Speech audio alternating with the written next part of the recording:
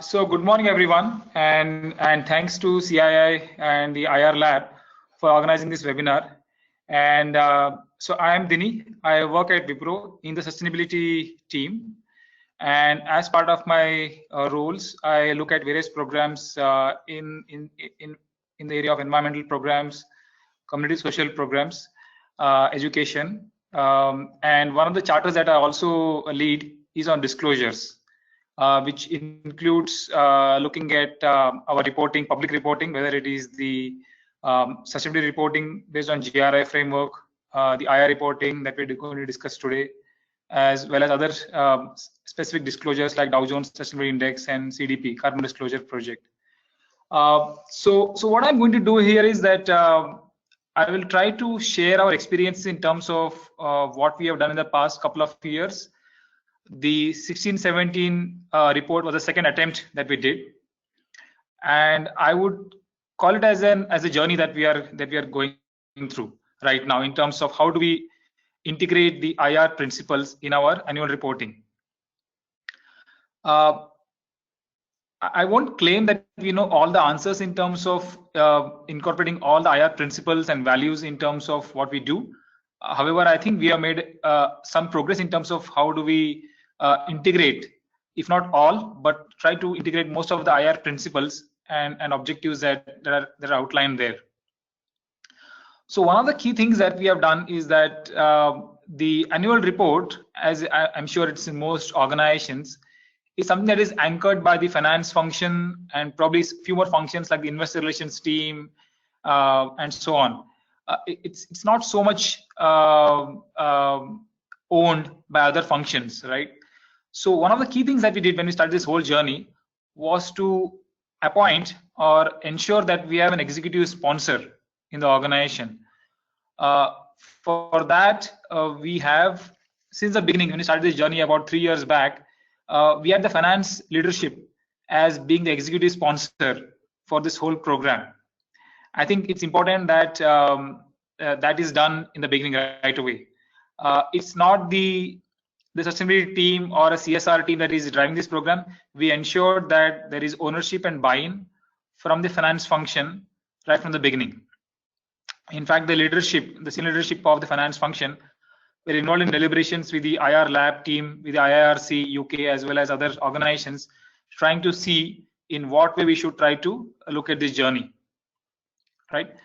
The second point that I wanted to bring out is that IR cannot start without understanding how do you look at your own approach on sustainability and CSR. Do you think that do organizations think that it is something that is additional to what they do, or is it core part of their business proposition, business values?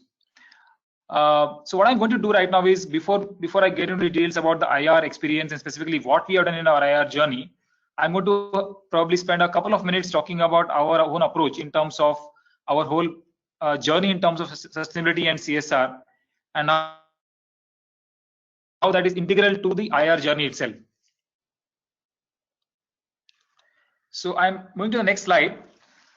This is a 360-degree perspective on what we do across our CSR and sustainability programs.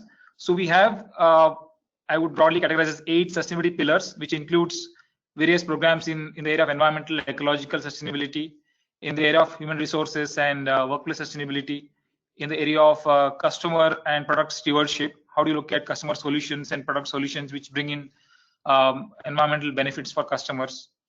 The other one is supply chain integration. How do you look at our supply chain programs and try to look at some of those areas? The other is, I'm just trying to move my screen here. Yeah, the other is in terms of supply chain sustainability.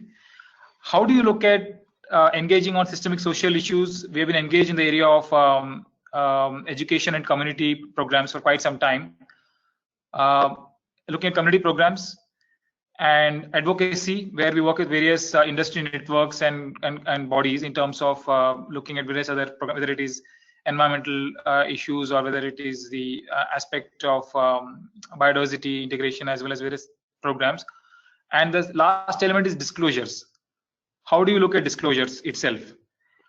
We think disclosures is something that is integral to building the trust among various stakeholders, and more importantly, it's also a learning and kind of a mirror for us to kind of know where we stand in terms of our programs. And the foundation elements across all these sustainability programs is the fact that our core values in terms of our values and principles, rigorous.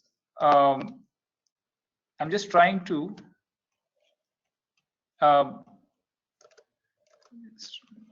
move the screen. I have something that's coming up as a pop-up. Just a second.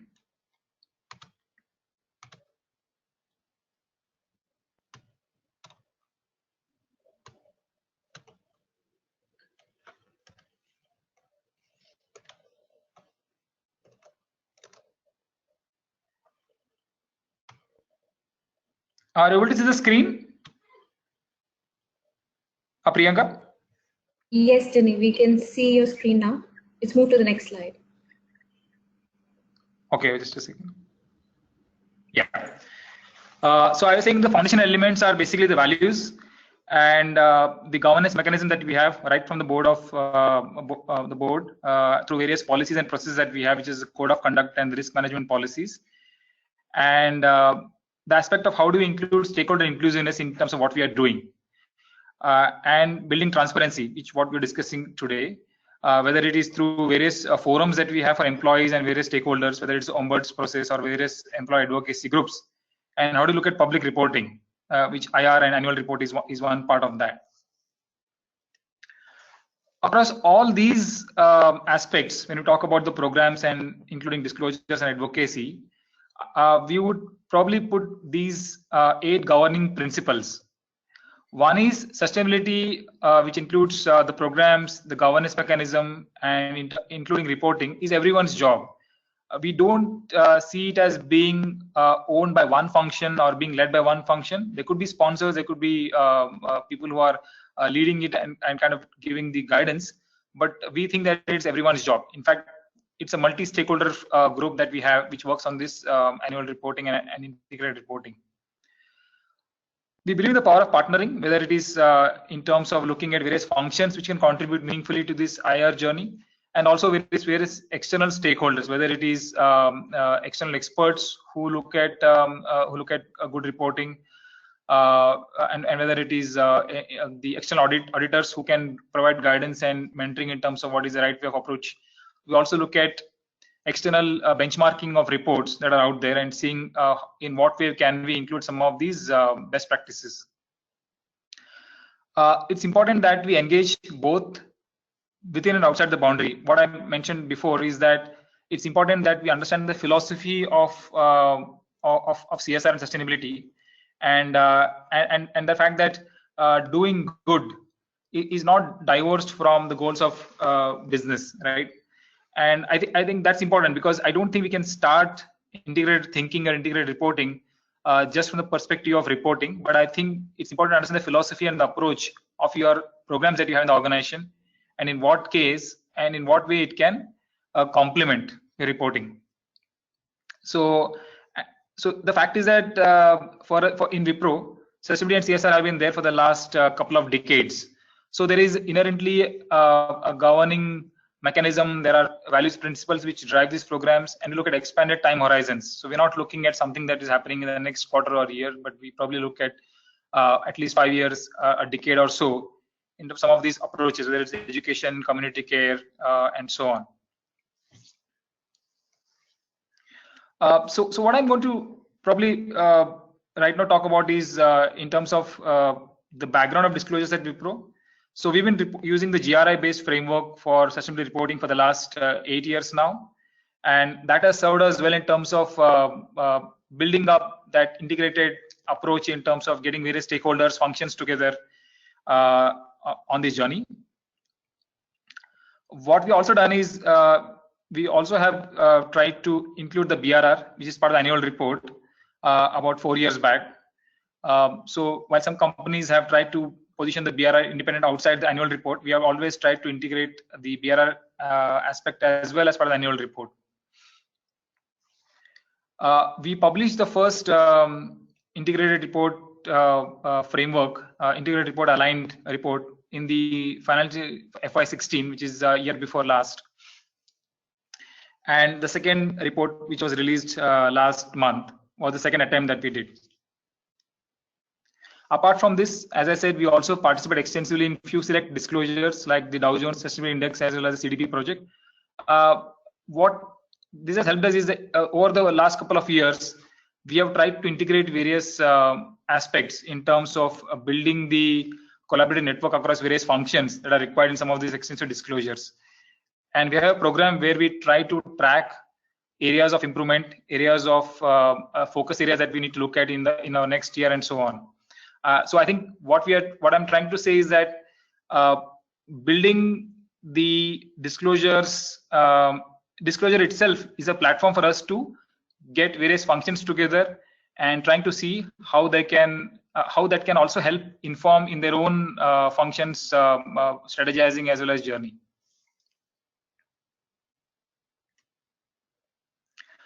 So the key drivers in terms of disclosures for us is in terms of trying to integrate narratives. So it's not just about one function trying to specifically talk about their programs, whether it's environmental or HR or supply chain or procurement or customer programs. We're trying to see how can we provide the integrated view to various customers. And that's not just specific to IR, whether we take DJSI or CDP or various other reports. That is what has been the focus in terms of our approach to reporting per se. And we see disclosures or reporting as a catalyst for self-transformation. It's not driven by recognition or trying to look at specific case studies, but largely how can disclosures help in self-transformation? Can that help functions? Can that help inform our strategy? Can that help in terms of looking at areas of improvement and so on? That is, I think, one of the primary drivers of our disclosure journey. And obviously, it is also informed by how do we get feedback from stakeholders and different different actors in this whole network.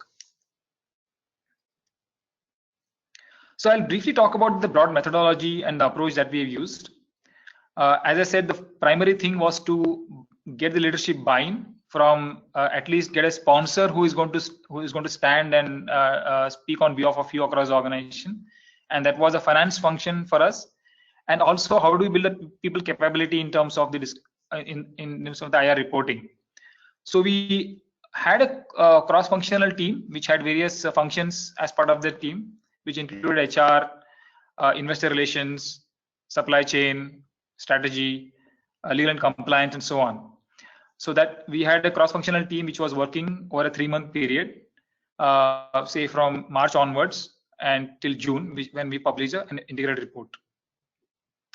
We had an orientation program on the IR framework for the cross-functional team, which explained the broad principles and the broad expectations from the IR guidance. After that, we had a plan which basically included sourcing of inputs from various functions, and our team, my team, was trying to coordinate and curate the whole information sharing across functions. So I think our role primarily was in terms of creating the curating and the networking across various functions.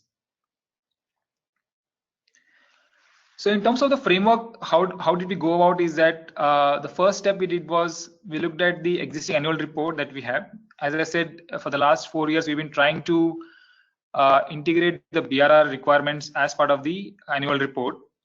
And we have always used the MD&A section, which is a management discussion analysis section, to bring out these elements. We think that is the ideal, probably, I mean, our view is that that's probably a good starting point, because the MD&A is the place where I think we're talking about the business strategy, business goals, the business operations, and what are the business, what are the key drivers in terms of looking at future strategy and goals and so on. So we thought that is probably a good starting point to look at integrating some of the sustainability or CSR aspects in terms of reporting. So the BRR also, when we started 4 years back, we tried to include the BRR as well as part of the MD&A section. So the first thing that we did was to do a gap assessment of the existing annual report against the IR framework requirements. We also tried to benchmark the possible template against key other frameworks, like whether it is the GRI report, the Form 20F, which is also which is the filing that we do for SEC, Security Exchange Commission in the US, and also looking at other investor-backed frameworks like the Dow Jones Sustainability Index, the Carbon Disclosure Project, Vigeo, and a few others. So that kind of helped us to look at a selection of key material issues, key metrics, or key indicators that are required for our sector and so on. So I think that was useful because, yeah. Yes, Priyanka. Sorry to interrupt you, Denny. I think the slides are not moving ahead on the screen. So which screen are you right now in? Well, for me, I can see the 8 governing principles. Oh, okay.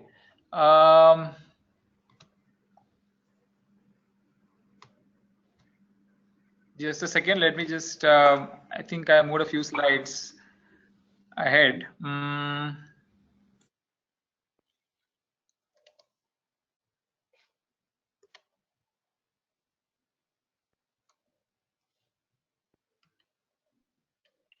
Can you see the methodology screen now? Priyanka?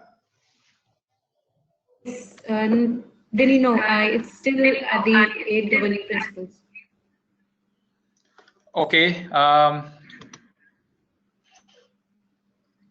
Let me try to start and stop again. Presentation. Yes.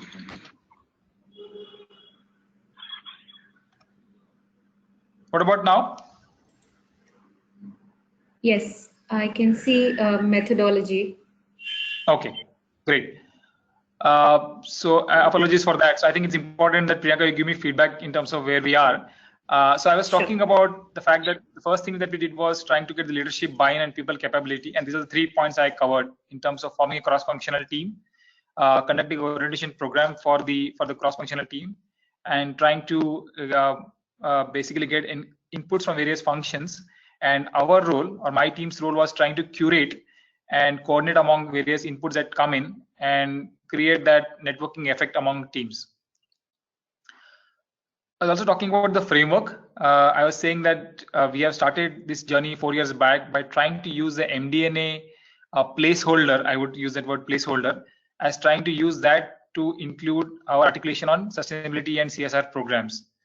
So we never had a separate independent BRR. We have tried to use the core annual report, the core annual report section, the MD&A section, to try to talk about our various other programs, which is excluding the non-financial indicators.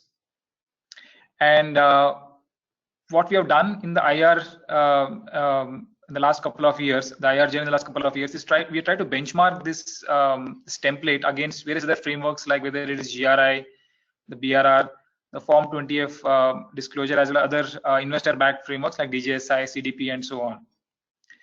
So the first thing that we did was trying to create a reporting template which includes elements of BRR, which includes expectations from the MD&A as part of the requirements of SEBI, as well as what are the key principles of IR in terms of the metrics and indicators that we need to include, and how can we also meet the specific restrictions of efficiency of space and articulation, because I don't think we can have a large report like the GRI. So we tried to condense the whole articulation on various capitals and frameworks in that whatever 50 to 60 pages of the MD&A. The next step was to draft the report. So we had as I said, a cross-functional team which looked at various metrics, which was informed there are various frameworks like SASB and others which talk about key material indicators and metrics for our sector. So we are from the IT service sector, so we looked at some of the key frameworks and what could be I mean, they were just we used the external benchmarking for us to inform the selection of metrics, but we also had an internal discussion in terms of what are the right representative metrics that we should be looking at. So then we had a drafting of the report which met all these principles. This was a draft report, which was kind of a mock-up. So we had a sign-off from the mock-up from the leadership as well as the key finance function, and post that we had the final draft, which was reviewed by the internal audit team that we have, as well as external expert reviews that we had. And finally, we had the sign-off from the leadership team. That's a very broad, quick snapshot of how do we go about doing this thing. I'm the next slide now, Priyanka. It's stakeholders. Can you see that? Yes, sir. Yes, Jenny, we can see that. Okay. So as I was saying, so the cross-functional team comprised of various people from various functions.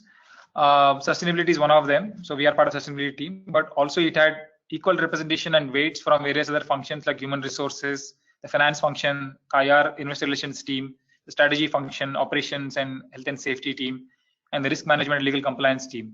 So that was one of our main role, was to curate that team function and create a workable plan so that we don't overwhelm each team with specific requirements, but have a clear meeting and clear goals of what each team has to provide and how can they contribute to the integrated articulation.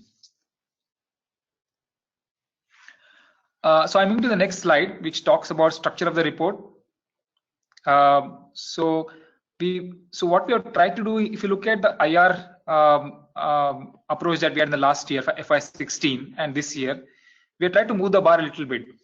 So if you look at it, the IR articulation was largely restricted to the MD&A section. If you look at the last year, FY16 year, but this year we tried to bring it slightly more upfront. So if you look at the report, which I'll also bring up the report as we go along in the next few minutes.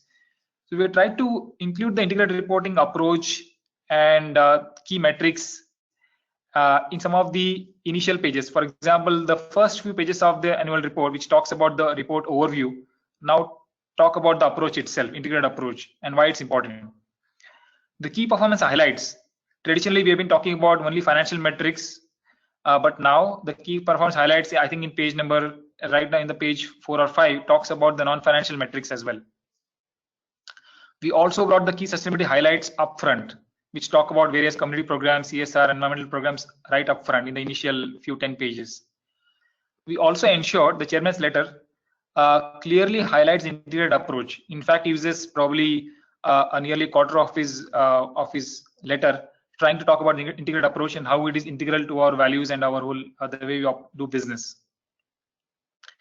And then the MD&A is structured in this way. We talk about the overall industry and business overview, talk about the strategy, business model, and then we talk about the different capitals and how do you create value. So what I will do now is I will quickly bring up the annual report and show some of the running through the key elements in that report. Just for a second.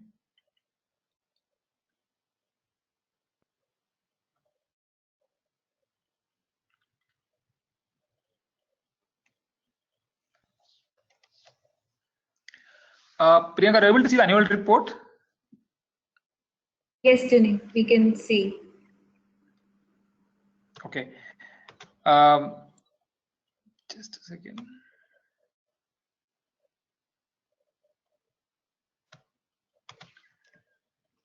Yeah. So if you look at it, this is the first page of the annual report. If you go to the next few pages, the overview of the report, we have tried to include the fact that we are following integrated approach here. You could see this section here where we're talking about the integrated approach and how, and also we're talking about the materiality.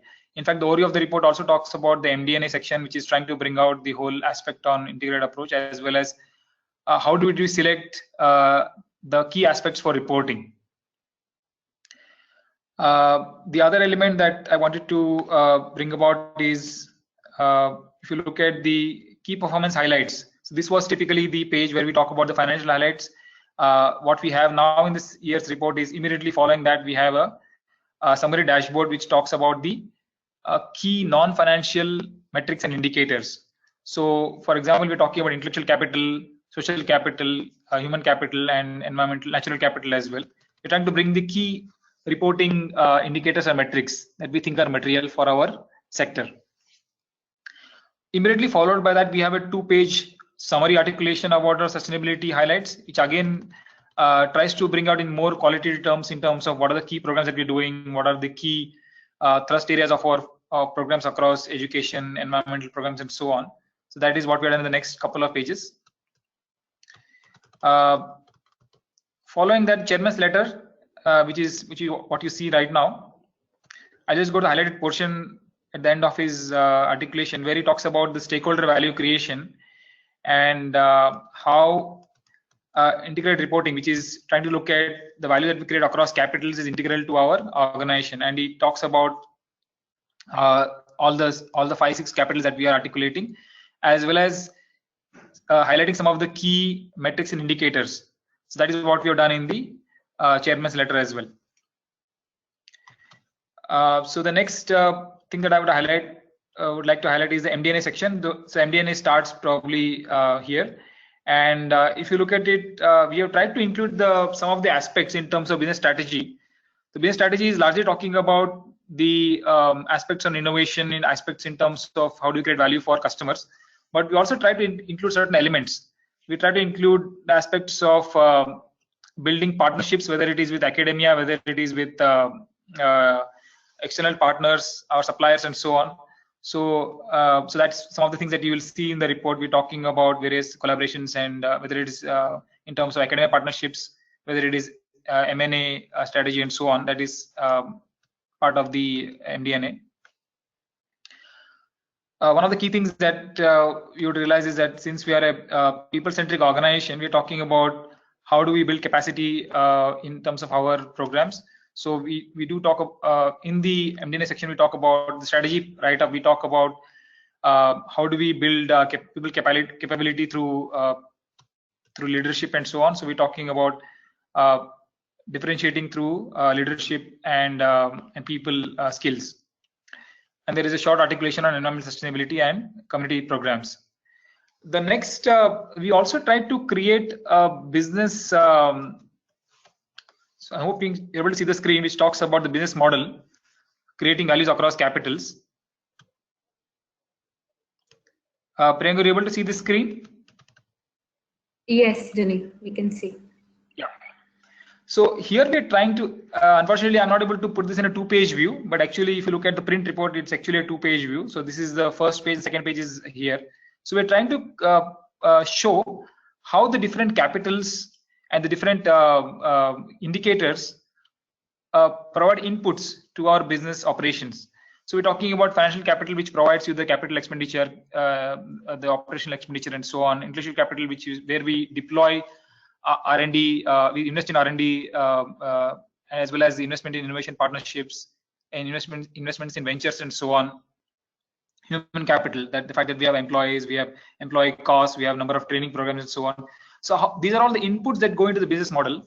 And the central part of the articulation talks about the key strategy that we have, whether it is the what are the different services that we provide, what are the different key customer engagements that we have, how do we look at the vision that we have, and how it is informed by the corporate governance and risk management, which is obviously influenced by various stakeholders that we have, and various business units that we have across the organizations, various service lines that we have, and finally, how this different business units models create the financial create output in different capitals. So this 2-page articulation is essentially trying to talk about the business model that we have, inputs on various capitals, which is part of the business model, and how does it create value across different capitals. The outputs is basically in terms of, for example, financial capital is obviously sales and net profit, but also we talk about intellectual capital, where we talk about number of patents, number of revenue from new products.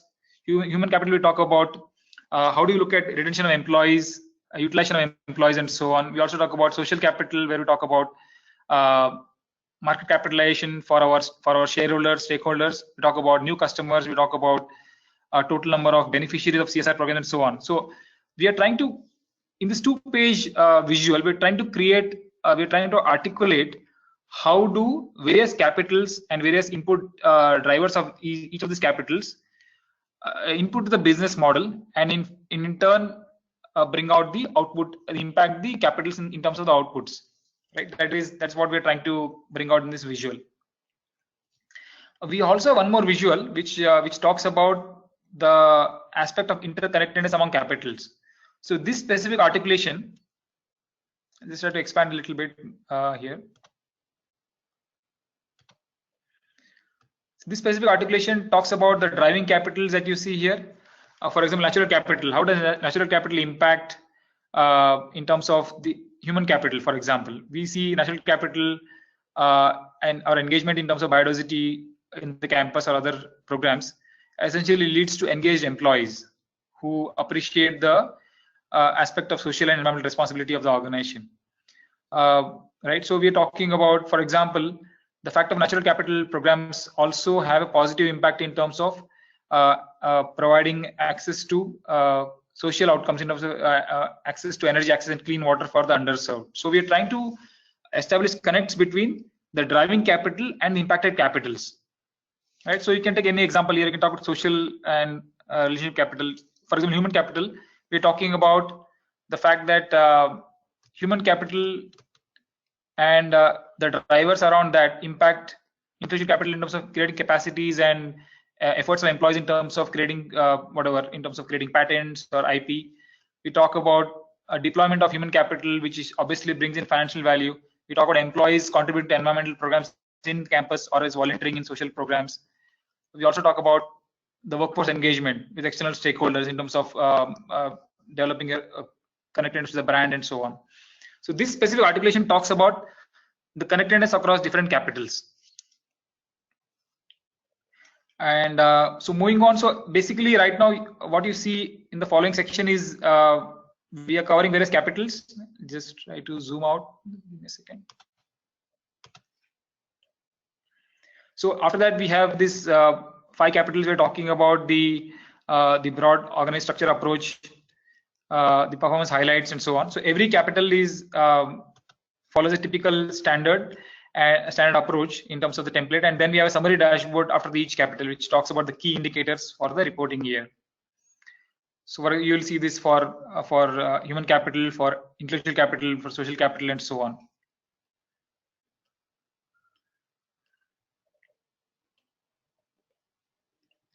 Okay. Just to highlight, I think we also have this. We have done this natural capital accounting or environmental profit and loss accounting for the last 3 years. So this specific page was highlighted here talks about the valuation of environmental capital in terms of the business.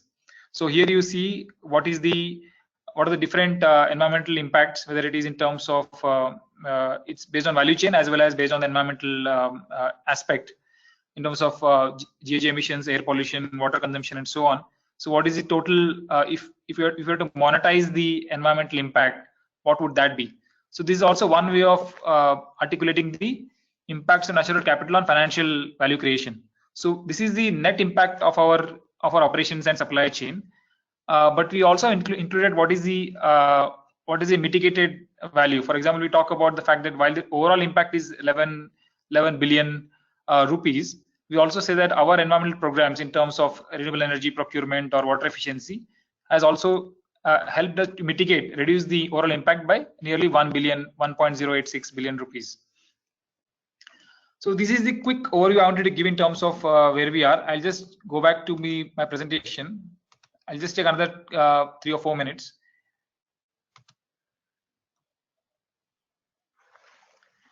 Are you able to see the screen? Are you able to see the presentation again, Priyanka? Yes, Dinesh. We are at the structure of the report slide. Right. Okay. So we spoke about the key highlights of the report, which I ran through quickly through the annual report. Some of the metrics that we used. So this is specific to each sector and each organization.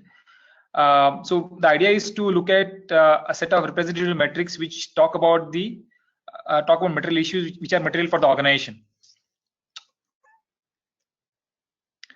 I'll quickly conclude by talking about the work ahead in terms of how do we see going forward.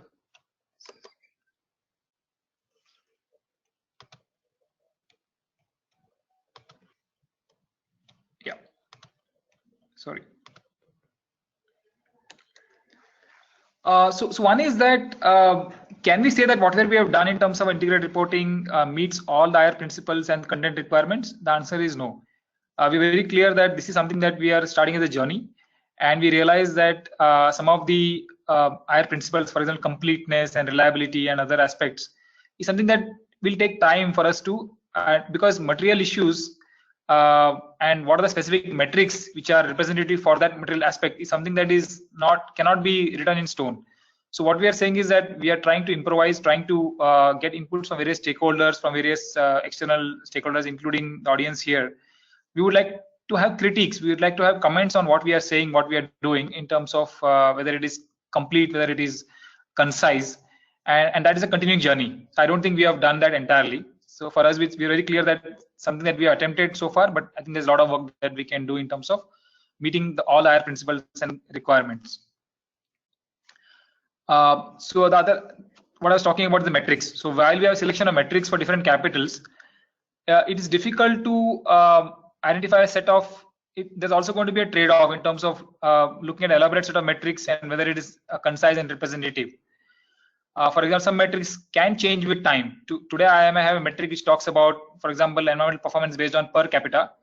But tomorrow, I may have to talk about a different metric, which is representative of the changing model of the business itself, right? So how do you look at a set of metrics which are meaningful, but also reliable and which can stand the test of time? That is, again, a continuing thing that we need to look at. The third element is how do you articulate interconnectedness among capitals? We have tried to do some examples of interconnectedness, but I think there are various attempts. It's not a comprehensive articulation of all the connectedness among capitals.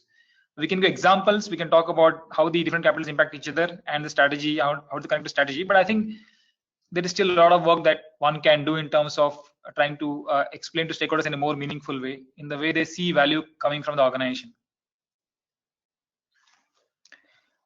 The fourth element is identification and mitigation of risks. While risk articulation is done traditionally in a typical impact and mitigation approach, we are trying to see how can we bring out the various capitals, how these capitals are driven by different functions, and in fact how functions are informed by strategy. So we're trying to see how can we bring out this in a more comprehensive manner.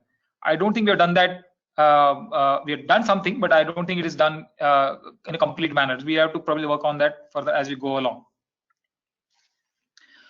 The last element is the external assurance. We have tried to see if we can get external assurance for the IR requirements, but I think IR is still largely a guidance, and we are trying to see whether we can try to at least get some perspective in terms of independence assurance against the IR guidance. So we are probably looking at IR also is expected to come up with the auditing standard.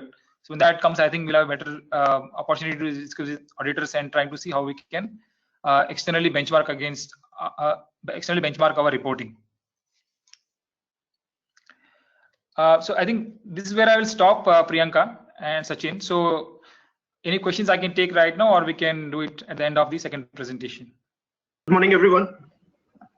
Basically, I'm really listening to Mr. Lingaraj, very detailed, very meaningful presentation, that too from when he's heading the Wipro, a corporate taking so much of lead in this area and with such a hands-on experience. That shows the positivity which now the IR is getting in India. Our journey with the IR framework started way back in 2013, when we were a part of the IRC framework development in India. We did a couple of programs with CI, very closely worked with CI and with the A4S, the Prince Charles Initiative. And I'm really thankful to Priyanka and the team of CI, bringing me here today and being in front of all you people. Priyanka, I think I'm audible here, quite is clear. Priyanka, is it very audible to all of you?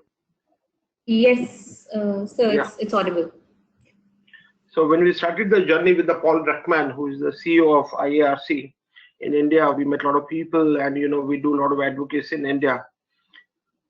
Possibly we would have done a lot of programs, seminars, to bring the people, webinars, international seminars, possibly close to 100 today. And during the experience of this 5 years in the fire, we could gaze, India is really coming up, and you can see the result today. I was just seeing, RIL, the Reliance Industries, has already come for 16-17. They've already come with the integrated reporting. So that is the impact today of the IR in India. Now, if we start looking from the accountant point of view, the moment it comes, for any capitals, now everybody is talking about what is the value addition is getting into the portfolio. Is it just a mere compliance, or how it can add a value, and how to start with this? When you talk about the different 6 P's, the financial capitals, human capitals, intellectual capital. So until unless you understand in India and other countries, if you won't give any numbers to it, it should be in a meaningful format. That is very, very important. As stakeholders were either interested in financial data, which interests in governance, or not in the social data. The company's IR attempt to show the interdependency of the non-financial issues and financial performance has changed the stakeholders' perception over a period of time. If you look at the investors today, they need to translate everything into.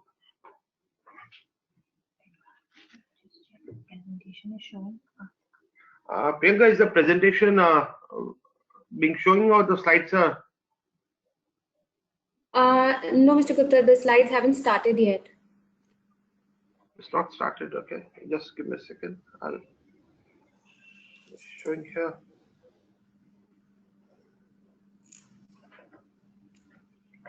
Okay, so we can actually see the video. We can see you.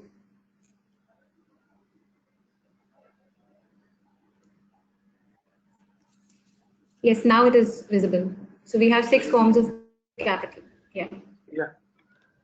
Thank you. So if you look at the stakeholders today as an investor, they need to translate everything into something which is meaningful to them, which they can understand in the finance and numbers. They don't understand the carbon dioxide data, and they always try to understand environmental factors which can give value to the company. So as an accountant, the basic idea of being an accountancy and transformation would be to translate non-financial data into financial data and numbers. So basically, we are writing all the sections of IR in the same language which a layman can understand.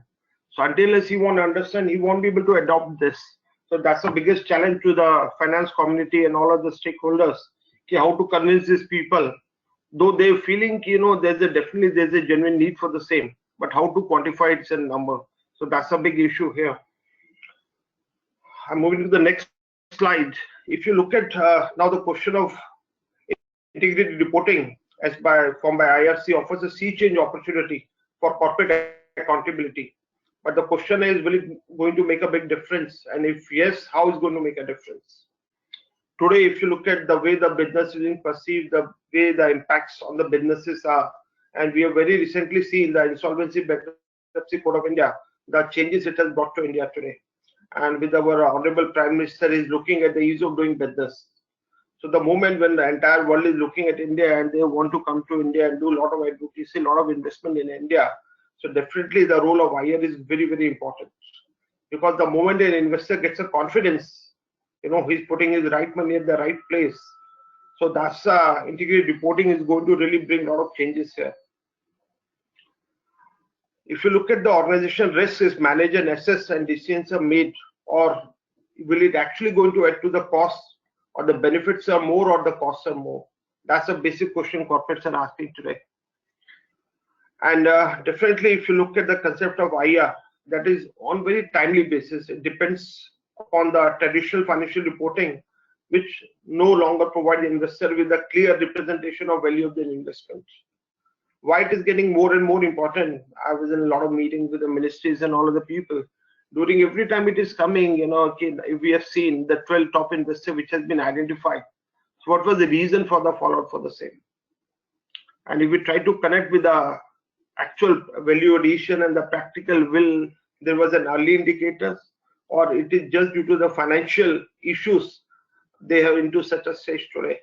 So I think possibly IR is the best answer to this. As generally, if you talk to any accountant, any investor today, he could always say, today the annual accounts, the financial balance sheets, the earnings, it is just able to reflect hardly 20% of the asset deployed to an income and creates an organization value. So 80% of others now today is giving an indication through natural capital, social capital, human capital, manufacturing capital. So the other capitals are playing a very, very pivotal role today in giving a person into a decision making and finally leading to a value addition. today, as we are mentioning again and again, financial accountability no longer fully represent corporate accountability. So in order to an effective organization to maintain a portfolio of resources, one has to go for the include it in DNA, the human capital and all other 6 form of capitals. If you look at the today, the investor may be very used to of the unknown risk. With the he's not just looking at the maximization of financial returns, he's looking for the safety and security also, and a sustainable investment. If you look at the keywords to any investor, he's looking for a sustainable investment, not the just best of the returns. It should be for long lasting and it should be safe and secure.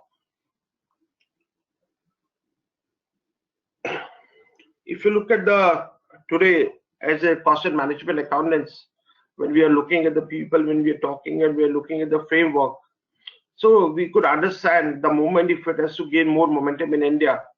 Now the corporate, after the SEBI circular and the notification, first the company want to do the gap assessment where they are. And currently they are doing a lot of reporting in terms of BRR, GRI, sustainability reporting. So they are coming to the question, how this is going to make a difference. And whatever the person they want to adopt, because the stakeholders are many today. So they're very clear-cut clarity they want on this, when how to handle and how to process the implementation. And finally, it has been come to, almost everybody is very certain ignoring intangibles can be in fact result in destruction of organizational value, shareholder wealth, and sustainable capacity on the earth. I was just listening to Mr. Lingaraj. He was also mentioning even for a Wipro, intangibles are very, very important. And the way I was very impressed the way they have taken into the DNA. And now over a period of time, he was mentioning this exercise can't be done in a day's time. It has to build up over a period of time. Maybe it may take 3 years, 5 years, and every year you will see the difference and the new things popping up and coming up. And that's the reason it has not been mandated. So idea is to begin with the first 500 Fortune companies. So they will set up the things and they will become as a role model. And definitely when the things will evolve over a period of time, I could see from 2013 to now in the 4 to 5 years, definitely a lot of positivity has come up and things are evolving. And the way the global economy is working, people are actually looking for this. And if you look at our neighboring countries, Sri Lanka and other countries in Malaysia, South Africa, even I was in London, we could see, a lot of people are really looking at this sort of a reporting today. So now the question comes, how is integrated reporting different? What companies are already doing? Companies need to apply costing principles to all 6 forms of capital. Then further segregate is also from the wealth creation in the each form of capital to the total turnover. That is the key. And the moment it is being done, the moment it comes in your DNA, it will start showing you all the difference. If you're looking for a IR which is towards a high quality, more meaningful corporate reporting, it has to act as a catalyst for behavioral change and long-term thinking. Integrated reporting leading to I could see in a lot of board meetings, and when this types of reporting, this type of data start coming, it leads to a very lot of improved conversation between the board and the management. And whatever the management today, if you look at the risk of the independent directors, it's much more. So the moment when the independent director talks about and wants this sort of information, so when this data start flowing, this quality data start flowing, so IR actually results in better decision making. And whatever the independent directors, the board, the top management is looking for, they're getting this sort of type of data on the platter. So definitely it improves a lot of relationship, conversation, and definitely the positivity start flowing in. And finally it results into improved performance. If you talk about the corporate governance, everywhere we're talking in the boardroom, you have to really take care and accountable to the investor and the stakeholders. So value creation over a period of time cannot be achieved by decision, which is basically solely on the financial information and the reporting. So that's maybe a very short-term thinking. But in order to be good returns to the investors, good return to the stakeholders, we have to move from there. And we have to look good for the investors and the corporate governance. If you talk about the trade-off involving between the capitals and the outcomes of business, customers, supplies, and society. There was a traditional time when people just used to talk about their shareholders. Whoever used to give the best of the dividend used to be known as the best of the companies. But over a period of time, things have changed. Now people are talking about the various stakeholders. And until unless, the company, any corporate is not taking care of various stakeholders, they feel over a period of time, their survival, their growth becomes very limited. So the belongingness to the company of an employee, whether it's a vendor, whether it's a supplier, is very, very important today. And we could see it really helps in your taking the management, the strategic and the operational decision, and which finally results into value creation. So until there is a feeling which sinks in, he's a part of the organization, he's contributing. So that sort of a role of an IR has to be brought into.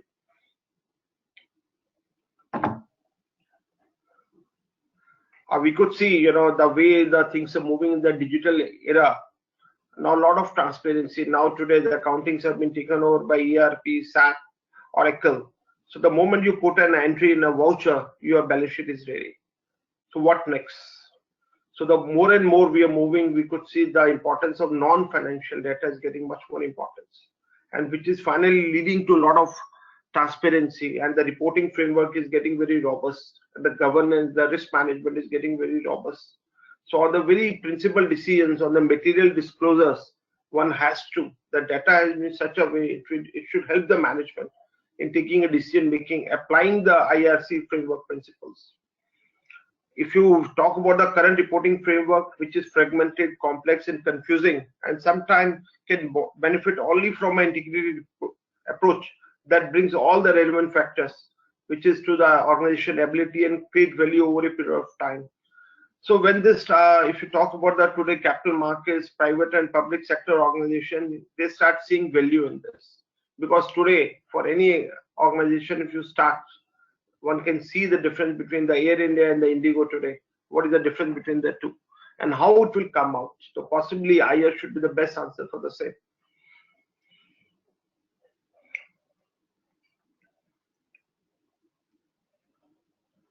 Here, if you look at the description of the capitals, this diagram is one way to depict the capitals.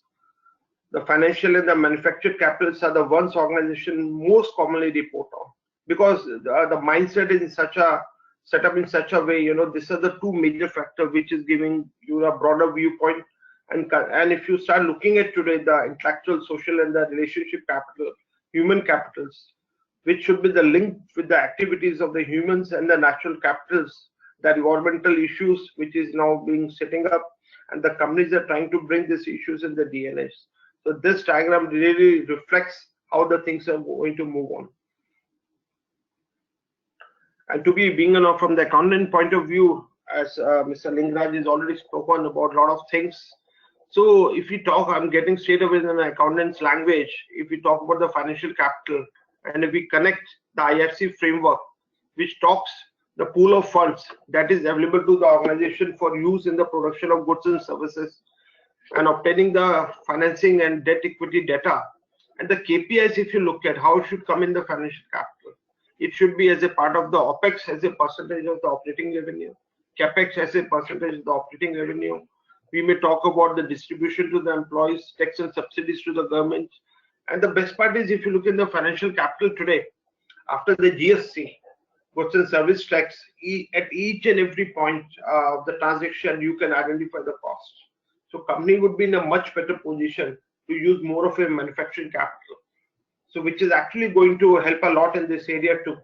But for other capitals, if you have to look into the improved efficiencies, supply value management, and you have to take a lot of comparative data, and you have to create value for stakeholders through sustainable growth. If you talk about the manufacturing capitals, if you see in the KPIs, we could see the products, manufacturers, services, renders, categories of goods. Because finally, what is emerging out, the moment a company want to start with, I was with one of the very biggest corporate yesterday. They were saying we are into this framework for a couple of years now. But definitely, we understand we have all the information, all the data in an organization, a lot of people to begin with us. But how to begin on this, how to transform this data into practicalities. So that is the things what they're looking at the help of accountants today. If you talk about the intellectual capital, possibly, it really in the KPI straight away it comes to number of patents application filed, money spent on the R&D, number of tests with the new technology, what is the brand awareness, new product which is getting developed. Especially if you talk about the pharma sector, it is very much relevant. If you talk about the defense sector, it is very much relevant. What is the expenditure on the software development for internal systems? Sales generated by R&D derived products. So this is now the thought process which is coming in the IT, and the way IT is saying, I think possibly in over a period of time, we could see, the IT influence. Until you don't have the same set of softwares, procedures, protocols, it's not going to work otherwise. In human capital, we are looking at a lot of money is being putting on the national skill development. Number of how your employee, how you can educate your employee, how you can satisfy them, how they can be the best. That is a key today. And with the moment we go for this, what is the average training number of days given to each employee? What are the employee survey results? What is the injuries per million working hours? That may be more for the manufacturing sector. What is the women employees? What is their share in the senior management? What is the attrition? What is the diversity? These are the key factor which is coming up. But finally, at the end of the day, being an accountant, what it translates into, how to quantify this non-financial data to give a weighted numbers. So it should be more meaningful, people can understand. If we're talking about the social and relationship capital, that is becoming a very key today. We could understand the common values and the behaviors, and we could see it should be the very great place to work.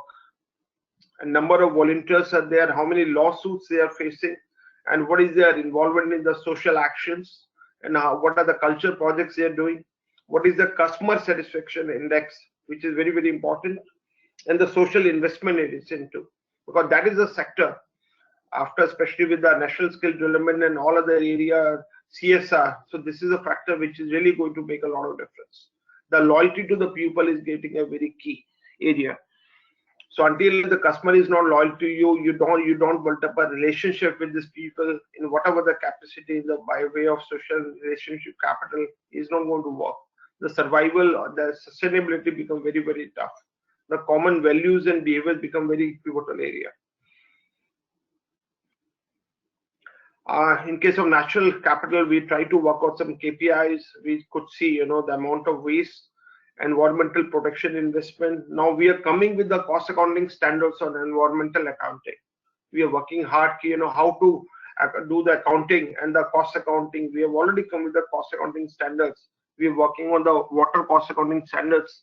Possibly, we'll be working on the moment this is able to quantify with the numbers in non-financial, I think a lot of things will just start coming out in our open. Worldwide, in international scenario, it is being used a lot, but in India, possibly now with the change in the environmental accounting standard, which very soon is going to be reality, and we are coming with the cost accounting standards on this and the cost assurance standards. So possibly it will be going to start with a new sea change, and the moment the management and in the audit it will be start coming into, it leads to a lot of clarity, and then the acceptability will be much more.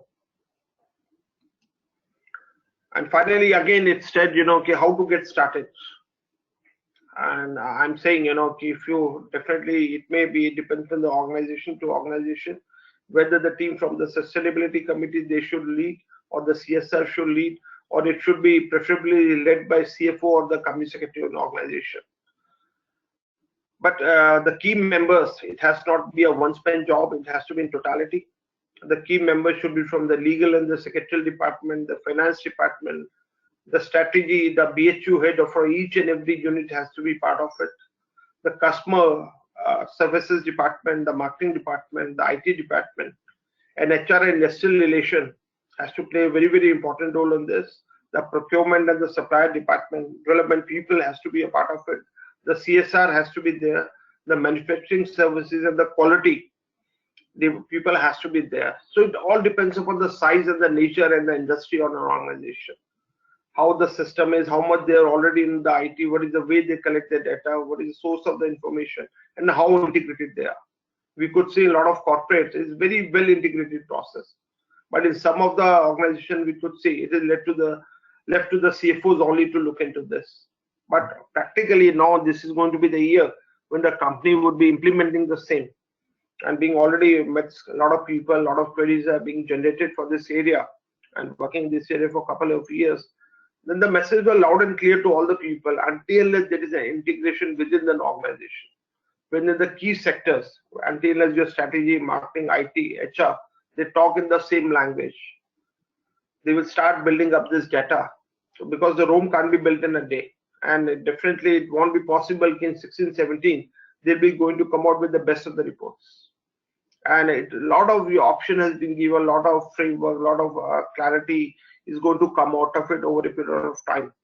So that's the reason, the moment what you would have done in the 16, 17 reporting, 17, 18, maybe you'll further improvise. You feel you could do much better.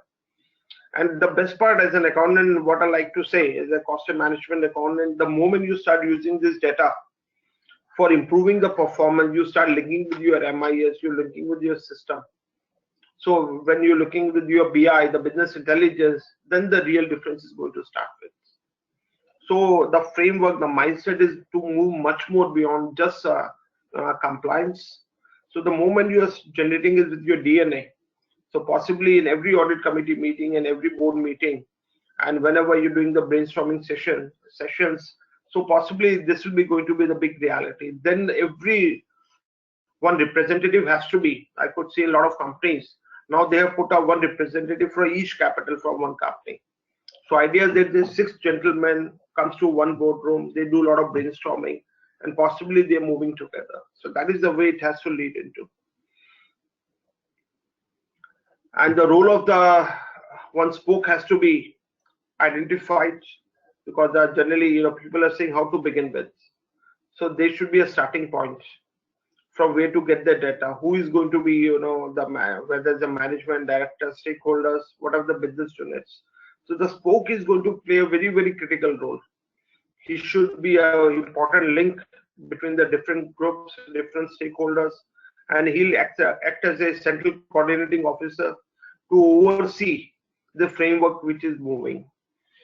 And the question comes, the 16, 17 year is over. Should we start now? My point is that it cannot be, the postmortem of the data or after the financial year. It has to be on the regular and perpetual basis. Every quarterly, every time you have to build up the data. The moment you come with different formats and everything, so possibly you have to collect all that information. And possibly, or maybe on the quarterly, on the monthly basis, it has to be integrated. And the moment it is being generated, it has to be taken into form of a software, or it has to be combined in a particular format. So the questionnaire has to be designed. And in the questionnaire, whatever the issues, which is not the interlinking points are there, they have to look into that. So the best part should be all channels need to communicate to each other. It should not be left to a company secretary or to just fulfill this requirement, because he won't be in position to do that. And now a lot of people I could see, when you are working as a consultant, advising management on the IRF framework, and I've seen overseas when it started, it was just, giving the management a lot of food for thought. And so a lot of things are opening, and believe me, with my experience, wherever we have spoken to the people, we have met people, they were saying, they were telling, we want to implement this, and we were looking for it, but somewhat we cannot do it. But now SEBI has asked us to do this, so possibly, it's really a very healthy signal for we guys, and we are moving ahead on the same. At our institute level also, we have done a research team, and we are working very closely with IRC.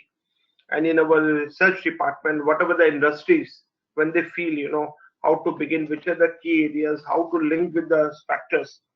And we are coming with the guidance notes on IR for sector specific, because what should be the KPIs, what should be the critical factors. And generally what is happening, because a lot of data is very confidential to the people. So they're just feeling how it's going to be used, what should be the public disclosure, what my competitors are doing, who should be the first one to take the entry into this, and what should be the level of disclosures.